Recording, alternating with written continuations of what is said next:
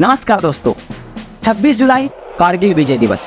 जब भी यह दिन आता है हम भारतीयों के लिए काफी खुशी का दिन होता है, क्योंकि इस युद्ध में भारत का जीत होता है। लेकिन वही कई घर जो उजड़ गए, कई मांग जो धुली गई, कई माँ के गोद सुनी हो गई, कई सैनिक जो घर लौट आने का वादा तो करते हैं पर लौट कर नहीं आ पाते हैं। यहाँ तक कि कई ऐसे सैनिक जिनका पार्थिव शरीर भी घर के लोग देख ना पाए। जब भी यह दिन आता है खुशी के साथ साथ काफी दर्दनाक और खौफनाक यादें करा जाती है। कारगिल की पहाड़ी का वो पहाड़ी चढ़ाव, 18,000 फुट की ऊंचाई पे युद्ध का मैदान, -30 से -40 डिग्री सेल्सियस टेम्परेचर पे सैनिकों का बहादुरी से लड़ना और अंत में 26 जुलाई को युद्ध की समाप्ति काफी कुछ बयां कर जाती है। तो चलिए बात करते हैं कारगिल युद्ध का आज के इस वीडियो में। What you heard right behind you was the sound of Bofors guns directly targeting the top of Tiger Hill.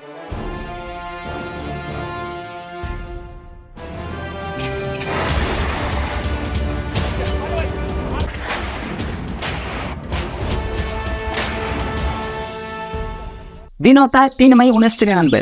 Kargil शहर से लगभग 60 किलोमीटर दूर बटालिक शहर के पास घरकोन नामक एक छोटा सा गांव में तासी नामग्याल नामक एक शख्स का याक खो जाता है। तो ये अपने दोस्त के साथ जुब्बर लंगपा नदी के किनारे करीब 5 किलोमीटर आगे बढ़ते हैं अपने याक के तलाश में। वे जब दूरबीन से पहाड़ी की तरफ देख रहा था तो वे देखता है कि पठानी पोशाक पहने कुछ लोग बंकर की खुदाई कर रहे हैं। तो ये जल्द ही नीचे आते हैं और भारत सेना का जो सबसे निकटतम चौकी थी कारगिल सेक्टर का बंजू हेडक्वार्टर, उसमें इसकी सूचना देते हैं। तो भारत सेना 5 मई को एक पेट्रोलिंग टीम को वहां भेजते हैं। वे वहां जांच के लिए जा ही रहे थे कि पाकिस्तानी सेना जो वहां पहले से ही छुप बैठे थे वे इन पे हमला कर देते हैं और 5 सैनिक इस मुठभेड़ में शहीद हो जाते हैं। और हद तो तब हो जाती है जब 9 मई को पाकिस्तानियों ने कारगिल में मौजूद एम्यूनेशन डिपो, यानी कि जहां गोला बारूद रखा हुआ था, उस एम्यूनेशन डिपो को ही उड़ा दिया जाता है इन पाकिस्तानियों के द्वारा। एक झटके में भारत को लगभग 127 करोड़ का नुकसान हो जाता है। इतने सब कुछ होने के बाद भी भारत सेना को लग रहा था कि इसके पीछे कोई मामूली सा आतंकवादी का हाथ है। और 10 मई को पहली बार लद्दाख का प्रवेश द्वार यानी द्रास, कास्कर, मुस्को और बटालिक सेक्टर में पाकिस्तानी घुसपैठियों को देखा गया। आखिर पाकिस्तानी सेना यहाँ तक पहुंचा कैसे और इसके पीछे इसका मकसद क्या है, इसको समझने से पहले समझना होगा लाहौर समझौता और शिमला समझौता। 1998 तक दोनों ही देश, भारत और पाकिस्तान दोनों ही देश परमाणु संपन्न देश हो चुका था। और अगर दो परमाणु संपन्न देश के बीच में कभी भी युद्ध होता है तो काफी घातक होता है। उस समय भारत के प्रधानमंत्री थे अटल बिहारी वाजपेयी जी, और वाजपेयी जी तो काफी दूरदर्शी सोच वाले लोग थे। तो वाजपेयी जी 21 फरवरी 1999 को बस द्वारा दिल्ली से लाहौर के लिए रवाना होते हैं। जब वाजपेयी जी पाकिस्तान के लाहौर में उतरे तो काफी जोरदार इनका स्वागत किया गया। 21 तोपों का इन्हें सलामी दिया जाता है। इस सम्मेलन में दोनों देश कहते हैं कि पास्ट में हम लोगों ने जो भी युद्ध किया उसे भूलकर एक साथ आगे बढ़ेंगे और हम दोनों जल्द ही मिलकर कश्मीर मुद्दा को भी सॉल्व कर लेंगे बिना किसी देश का इंटरफियर किए।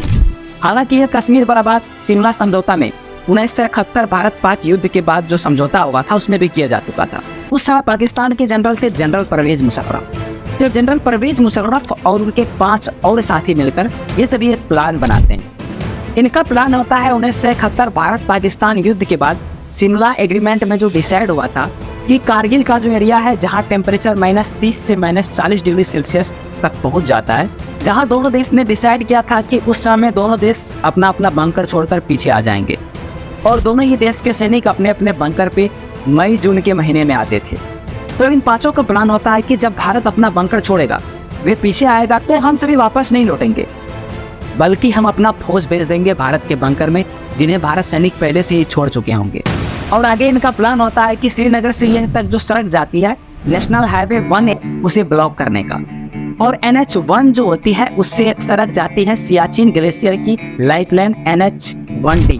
अगर NH1A को ब्लॉक कर दिया जाता है तो सियाचिन का पूरा कनेक्शन ही टूट जाएगा और सियाचिन अपने कब्जे में आ जाएगा।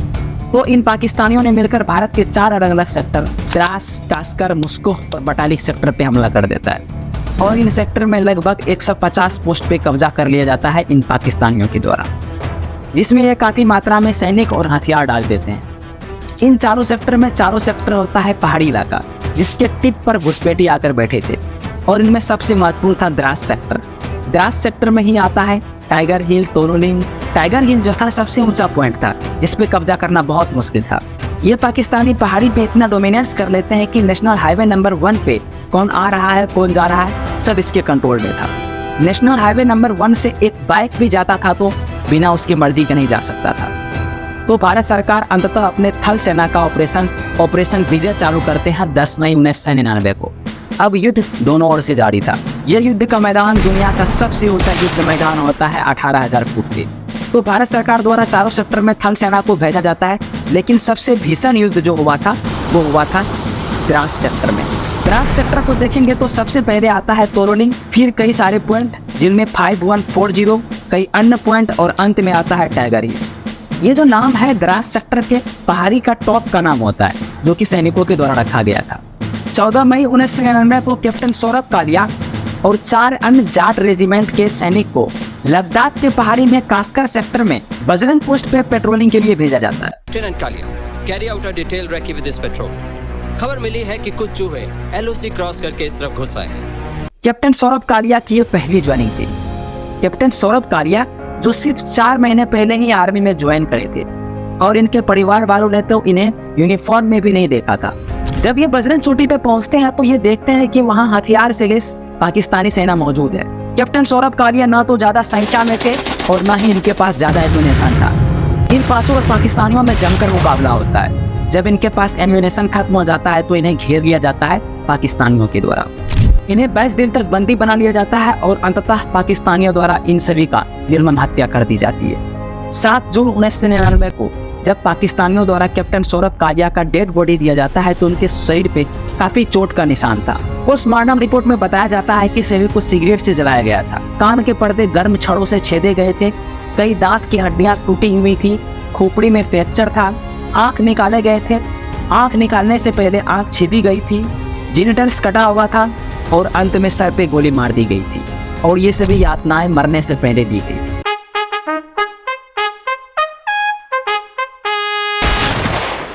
सोच सकते हैं कितना दर्द दिया होगा कैप्टन सौरभ कालिया को इन पाकिस्तानियों के द्वारा। यानी कहे तो पाकिस्तानियों ने सौरभ कालिया के साथ मानवीयता की सारी हदें पार कर दी थी। 16 मई 1999 को 56 माउंटेन ब्रिगेडर ने काफी बहादुरी से लड़कर द्रास मास्को सेक्टर पे कब्जा करते हैं और फिर 18 मई को .4295 और .4460 पे कब्जा कर लिया जाता है भारत सैनिकों के द्वारा। इन सभी सेक्टर के सभी पॉइंटों में सबसे ज्यादा मुश्किल था टाइगर हिल पे कब्जा करना। क्योंकि टाइगर हिल सबसे ऊंचा पहाड़ी था तो सभी का नजर टाइगर हिल पे ही था। मामला गंभीर होता देख चीफ ऑफ आर्मी स्टाफ जो थे जनरल वेद प्रकाश मलिक 23 मई 1999 को कारगिल का दौरा करते हैं। इसके बाद तो भारत सेना में और भी जोश आ जाता है।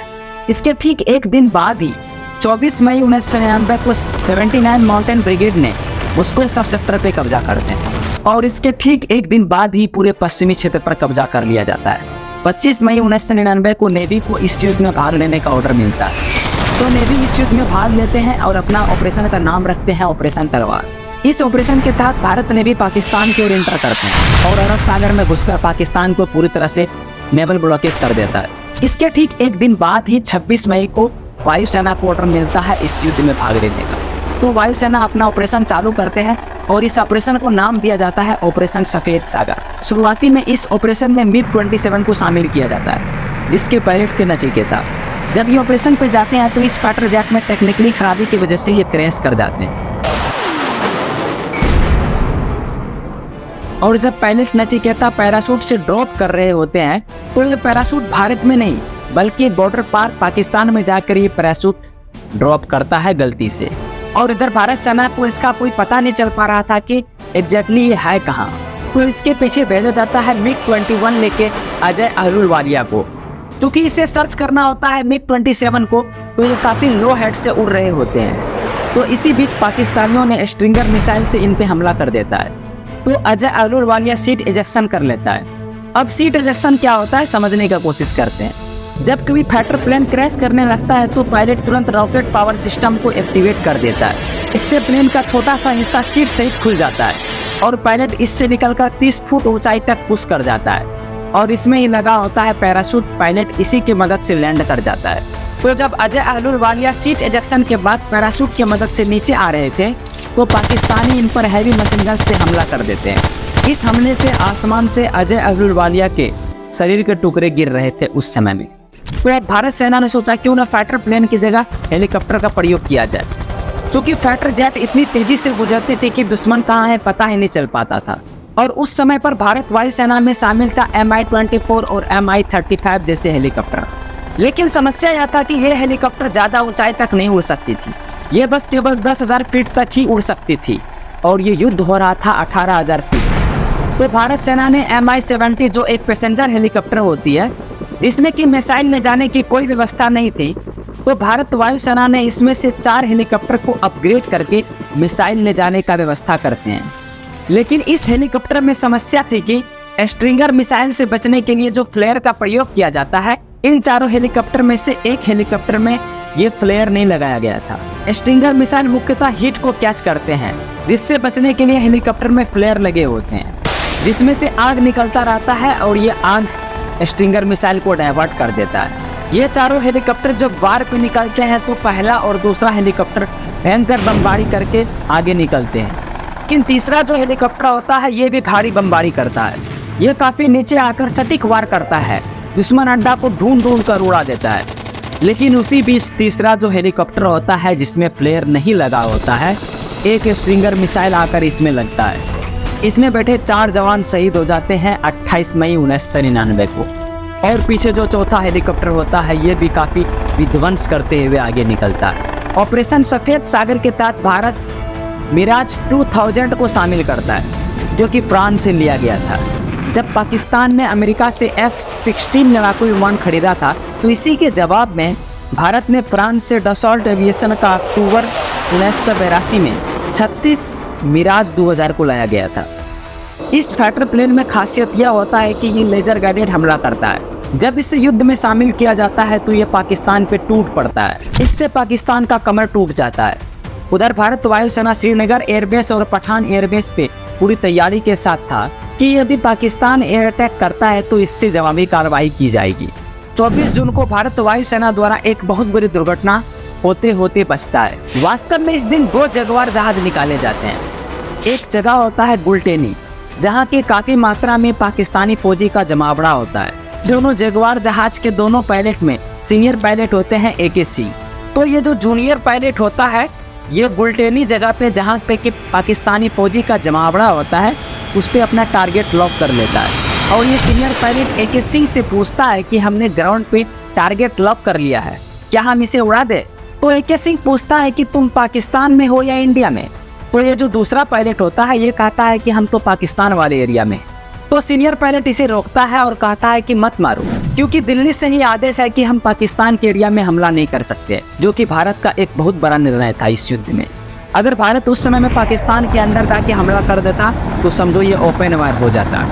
पर यहाँ पे भारत को दुनिया के सामने कहने का मौका था कि हमने तो अपने एरिया में आतंकवादी को मारा है। और ये जो जगह था गुलटेन जहाँ पे कि मिसाइल नहीं डाला गया था, संयोग से इसी फौजी के बीच बैठा हुआ था पाकिस्तान के प्रधानमंत्री नवाज शरीफ और पाकिस्तान के थल सेना अध्यक्ष जनरल परवेज मुशर्रफ। अगर ये हमला गलती से हो जाता तो पाकिस्तान का प्रधानमंत्री इसमें मारा जाता, ये युद्ध और भी भारी रूप ले सकता था और पता नहीं क्या से क्या हो जाता। ये युद्ध को भारत के लिए काफी मुश्किल साबित हो रहा था, क्योंकि हम पहाड़ी के नीचे थे और ये पाकिस्तानी पहाड़ी के ऊपर था।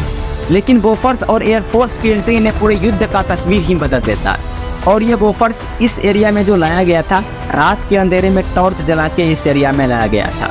बोफोर्स तोप का हमला इतना भयानक और सटीक था कि ये पाकिस्तानी चौकियों को पूरी तरह से तबाह कर दिया। यहाँ कारगिल में वायुसेना का बड़ी भूमिका और मनोवैज्ञानिकी थी, क्योंकि पाकिस्तानी सेना को जैसे ही ऊपर से भारत वायुसेना के विमान की आवाज़ सुनाई पड़ती वे बुरी तरह घबरा जाता था और इधर उधर भागने लगता था। और तब तक वायुसेना द्वारा कार्रवाई की जाती थी। 5 जून को भारत ने 3 पाकिस्तानी सैनिकों से दस्तावेज बरामद करते हैं। इससे ठोस प्रूफ मिल जाता है कि ये कोई आतंकवादी नहीं बल्कि ये पाकिस्तान का ही साजिश है। हालांकि आगे चलकर Pakistani prime minister Nawaz Sharif accept करते हैं कि ये सारा कारादरा परवेज मुशर्रफ का ही था। कारगिल में हमारे सैकड़ों जांबाजों को शहीद करवाने और दुनिया भर में पाकिस्तान को रुसवा करने का फैसला फौज का नहीं था। ये परवेज मुशर्रफ और उसके चंद साथी थे जिन्होंने फौज के इदारे को अपने मजमूम मकासद के लिए इस्तेमाल किया, बल्कि बदनाम किया। 9 जून को भारत सेना ने बटालिक सेक्टर के 2 प्रमुख पॉइंट पे कब्जा कर लेता है। 13 जून को भारत सेना ने भीषण युद्ध के बाद तोरोली पे अपना कब्जा कर लेता है। 29 जून तक पाकिस्तानी सेना भारत प्रशासित कश्मीर से पीछे हटना शुरू कर देते हैं। उधर 5 जुलाई को पाकिस्तान के प्रधानमंत्री नवाज शरीफ अमेरिका पहुंचते हैं मदद के लिए। उस समय अमेरिका के प्रेसिडेंट थे विलियम क्लिंटन, जहां के पाकिस्तान को कोई सहायता नहीं मिलता है, बल्कि क्लिंटन कहते हैं कि अपना आर्मी को तुम वापस ले लो। उधर जो पाकिस्तान का जनरल था परवेज मुशर्रफ, ये पहुंचते हैं चाइना मदद के लिए, और इधर भारत टेलीकॉम वाले इसके बात को रिकॉर्ड कर लेता है। भारत के प्रधानमंत्री अटल बिहारी वाजपेयी ने प्रेस कॉन्फ्रेंस में इस रिकॉर्ड को पब्लिश कर देते हैं, जिसमें कि वे कह रहे थे कि हमारे ही फौज घुसा है इंडिया में। अब पूरी दुनिया से पाकिस्तान पे प्रेशर आने लगता है। इस पूरे युद्ध में टाइगर हिल पे जीतना सबसे मुश्किल होता है। यदि आप पॉइंट 5140 को देखें तो ये ऊंची जगह है, फिर नीचे आकर पहाड़ी पे चढ़ने पे आता है टाइगर हिल। जब ये पॉइंट 5140 को जीत कर नीचे आते हैं तो उस समय में भारत सेना बहुत बड़ी संख्या में मारे जाते हैं। 14 जुलाई तक जितने भी घुसपैठी थे सभी को भारत सेना मार गिराते हैं। और अटल बिहारी वाजपेयी कहते हैं कि पाकिस्तान ने हमारे पीछे हमला किया, लेकिन हमने उनके सीने पे वार किया, और ये कहते हैं कि हमारा ऑपरेशन विजय सफल हो गया। लेकिन सेना को लग रहा था कि अब भी कुछ पाकिस्तानी छुपे बैठे हैं, तो आगे सेना चप्पा चप्पा छान मारना शुरू करते हैं। ऑफिशियली सेना 26 जुलाई को कहते हैं कि अब इस एरिया में एक भी पाकिस्तानी नहीं है और हम इस युद्ध में विजय होते हैं। कारगिल युद्ध के जीत का हीरो कैप्टन बात्रा को माना जाता है। इनका सबसे बड़ा अहम योगदान था पॉइंट 5140 पे कब्जा। कैप्टन बात्रा अपने कंपनी के साथ घूमकर पूरब की दिशा से इस पॉइंट पर शत्रु को बिना कोई भनक लगे ही इस पॉइंट पे हमला करता है, और 20 जून 1999 को सुबह 3:30 पे इस चोटी पे अपना कब्जा कर लेता है। जीत के बाद जब कैप्टन बात्रा ने रेडियो के जरिए अपना विजय उद्घोष बिल मांगे मोर कहा था, पूरा सेना ही नहीं पूरा देश में कैप्टन बात्रा का नाम छा गया था। इस दौरान कैप्टन विक्रम बात्रा का कोड नाम था शेरशाह, इसलिए कैप्टन बात्रा को कारगिल का शेर भी कहा जाता है। और इस पूरे कारगिल वार में भारत ने अपने 527 जवान को खो दिया और 1363 जवान घायल हुआ था। बहुत बहुत धन्यवाद, आपने इस पूरा डॉक्यूमेंट्री को देखा। जल्द ही मिलते हैं किसी अन्य वीडियो में, तब तक के लिए नमस्कार। एक नहीं दो नहीं करो 20 समझौते जो पाकिस्तान से कहा गया है। एक नहीं दो नहीं करो 20 समझौते पर स्वतंत्र भारत का मस्तक नहीं झुकेगा। अगणित बलिदानों से अर्जित यह स्वतंत्रता, अगणित बलिदानों से अर्जित यह स्वतंत्रता, अश्रुस्वेद शोणित से सिंचित यह स्वतंत्रता, त्याग तेज तप बल से रक्षित यह स्वतंत्रता, दुखी मनुजता के हित अर्पित यह स्वतंत्रता। इसे मिटाने की साजिश करने वालों से कह दो चिनगारी का खेल बुरा होता है। इसे मिटाने की साजिश करने वालों से कह दो चिनगारी का खेल बुरा होता है। औरों के घर आग लगाने का जो सपना वह अपने ही घर में सदा खड़ा होता है।